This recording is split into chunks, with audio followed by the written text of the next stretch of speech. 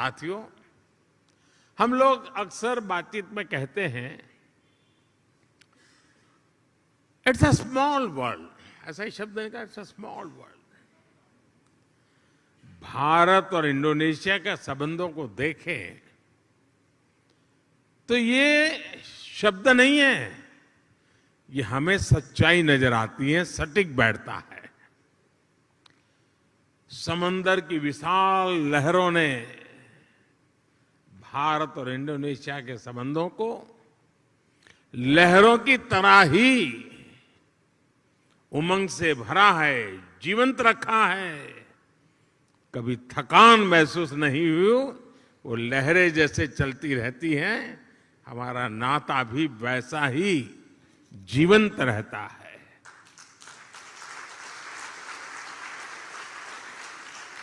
एक समय था जब कलिंग, मेदांग जैसे साम्राज्यों के माध्यम से भारत का दर्शन, भारत की संस्कृति इंडोनेशिया की धरती तक पहुंची। आज एक ये समय है जब भारत और इंडोनेशिया 21वीं सदी में विकास के लिए एक दूसरे के साथ कंधे से कंधा मिलाकर काम कर रहे हैं।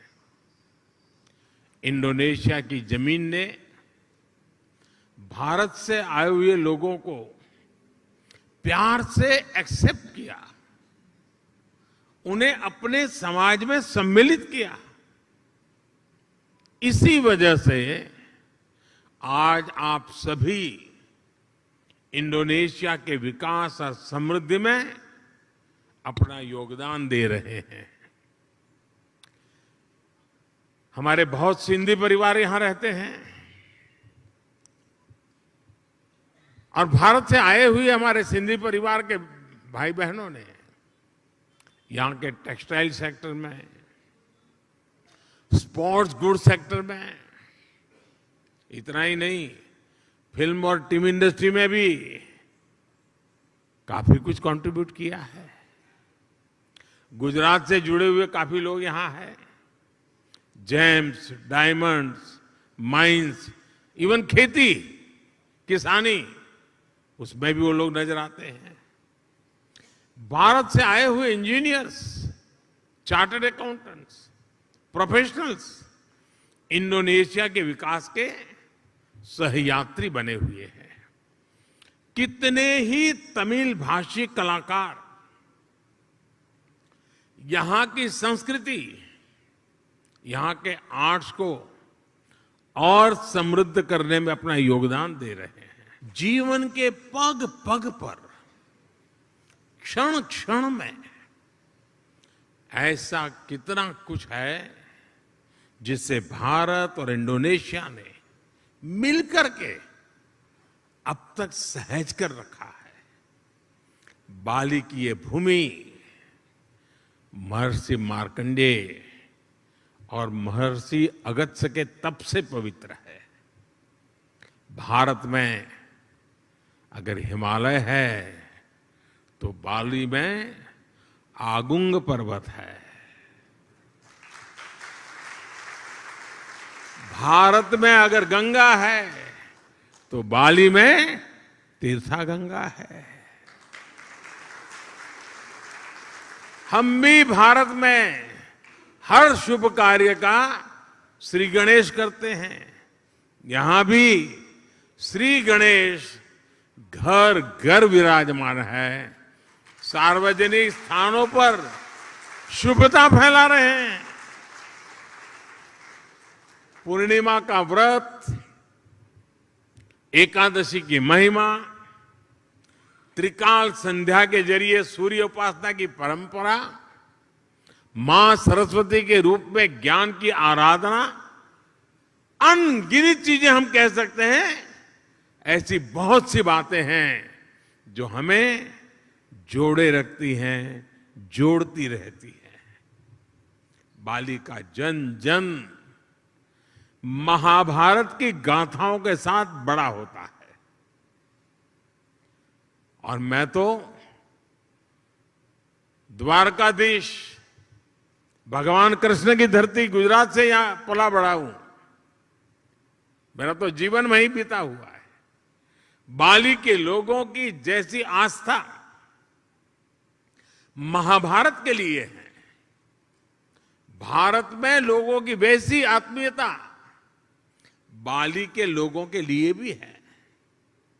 आप यहां पर भगवान विष्णु और भगवान राम की आराधना करते हैं, और हम जब भारत में भगवान राम की जन्मभूमि पर भव्य राम मंदिर की नींव रखी जाती है, तो इंडोनेशिया की रामायण परंपरा को भी गर्व से याद करते हैं।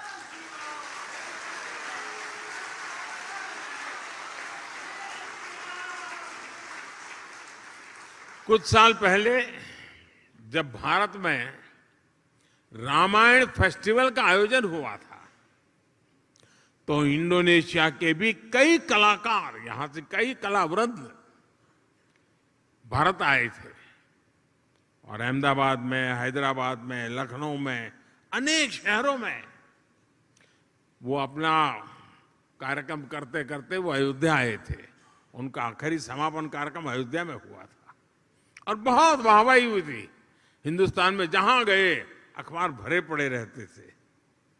भाई और बहनों, बाली में ऐसा शायद ही कोई व्यक्ति होगा जिसकी अभिलाषा नहीं होगी कि अपने जीवन में एक बार अयोध्या या द्वारिका के दर्शन न करे, ऐसा शायद कोई भी इंसान नहीं होगा।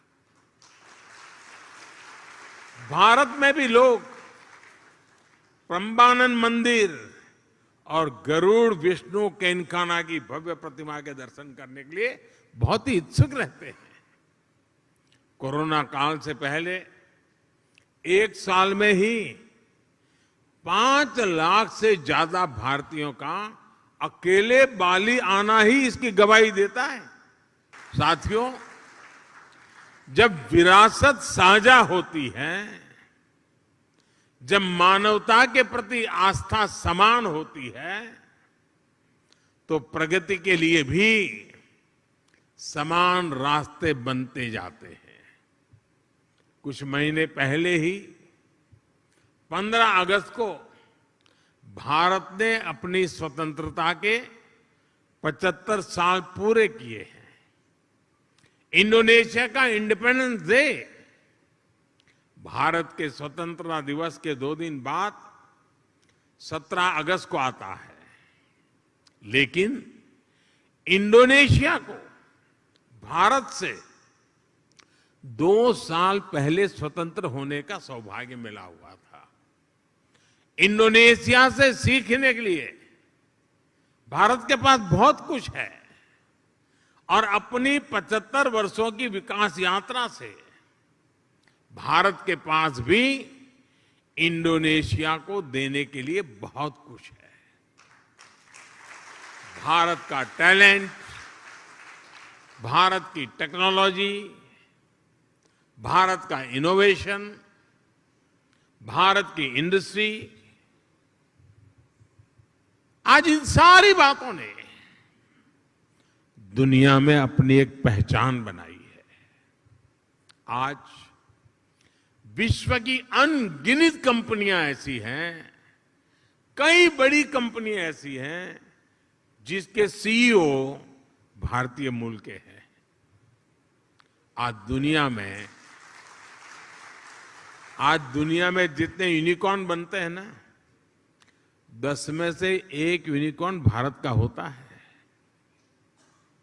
आज भारत दुनिया की फास्टेस्ट ग्रोइंग लार्ज इकोनॉमी है।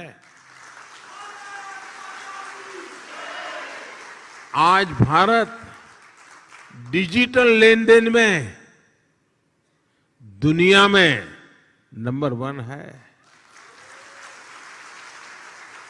आज भारत ग्लोबल फिनटेक के मामले में दुनिया में नंबर 1 है। आज भारत आईटी बीपीएन के लिए आउटसोर्सिंग में दुनिया में नंबर 1 है।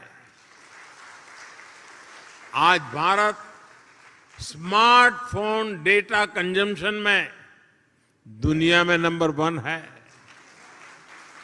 आज भारत कितनी ही दवाइयों की सप्लाई में, अनेकों वैक्सीन की मैन्युफैक्चरिंग में दुनिया में नंबर 1 है।